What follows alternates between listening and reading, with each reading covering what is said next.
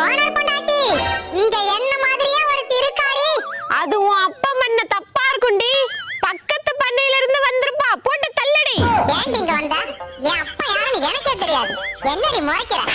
Owner பொண்டாட்டி சமாளிக்கிற, ஒன்ன சமாளிக்க மாட்டானா? சாவு சாவு சாவு சொல்லிக்கிட்டே இருக்க, கேட்க மாட்டேன். போறீங்க. உணவுக்கு முன்பும் பின்பும் டீ காஃபி அருந்துவது ஆபத்தானது.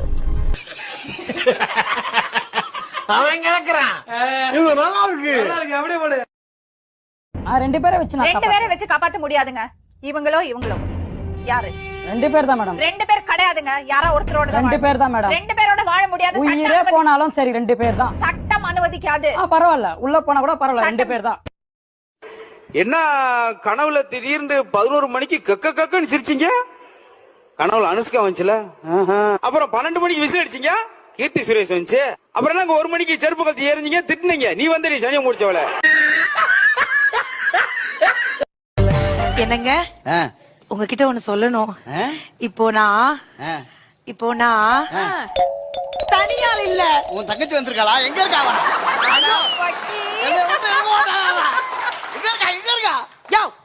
காஃபியா டீயா? காஃபி. சுகர்? கல்யாணமாகி எத்தனை வருஷம் ஆகுது? நான் எவ்வளவு சுகர் ஆட் பண்ணுவேன்னு உனக்கு தெரியாதா?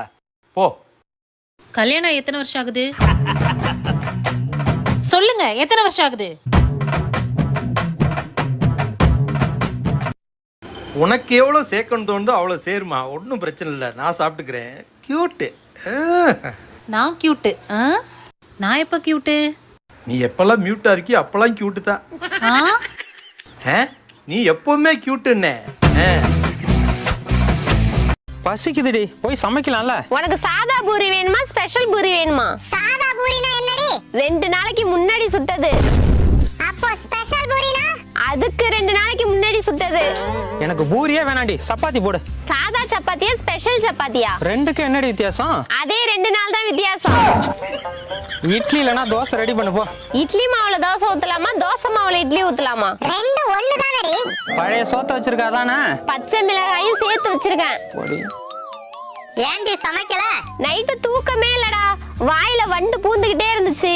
அப்போ நீ தூங்கும் போது கூட வாயை மூட மாட்டே. உள்ளங்கை சும்மா அரிக்குது அம்மா, அதுக்கு வைத்தியம் உண்டா?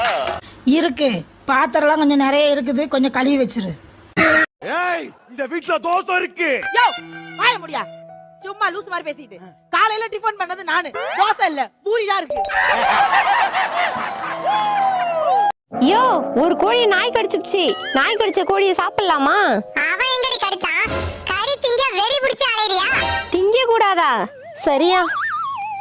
ஏண்டி நாய் கடிச்ச கோழியை திங்கலாமான்னு கேக்குறியா? நீ கறியை தின்னுட்டு எலும்ப நாய்க்கு போறீல, அப்ப நாய் இப்படிதானே யோசிக்கும். நான் ஒண்ணும் யோசிக்கலடி, இந்த வாயாடியால வந்த எலும்பும் போச்சு. புறம்பாத போடா, 2 எலிய புடிச்சு தரேன், தின்னுபிட்டு தென்னை மரத்தை சுத்து. அவ கடிச்ச எலும்ப தின்னுட்டு எமலோகம் போய் சுத்து. ஏண்டி, நானே என் ஃப்ரெண்டு கல்யாணத்துக்கு போறதுக்காக தான் உங்க ஆயா கிட்னி ஃபெயிலியர் ஆயிடுச்சுன்னு உங்க டீச்சர் கிட்ட போய் சொல்லிட்டு உங்க ஸ்கூல் பேரண்ட்ஸ் மீட்டிங்க்கு வரல. உன்னை யாரு உங்க டீச்சர் கிட்ட எங்க ஆயா கிட்னி ஃபெயில் ஆகணும்னு சொல்ல சொன்னதே? அம்மா, உண்மையா தானே சொன்னேன். ஏய், உங்க ஆயாவோட கிட்னி ஃபெயில் ஆகணும்னு உங்களுக்கு தெரியுமா? எல்லாமே தெரிஞ்ச மாதிரி முந்திரி கொட்டை மாதிரி முந்திக்க வேண்டியது. ஆளை பாரு மக்கு.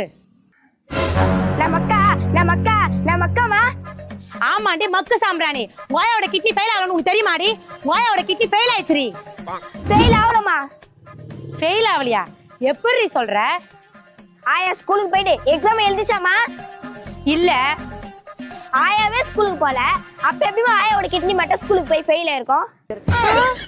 நீ நிஜமாலே மக்கு சாம்பிராணி தாண்டி.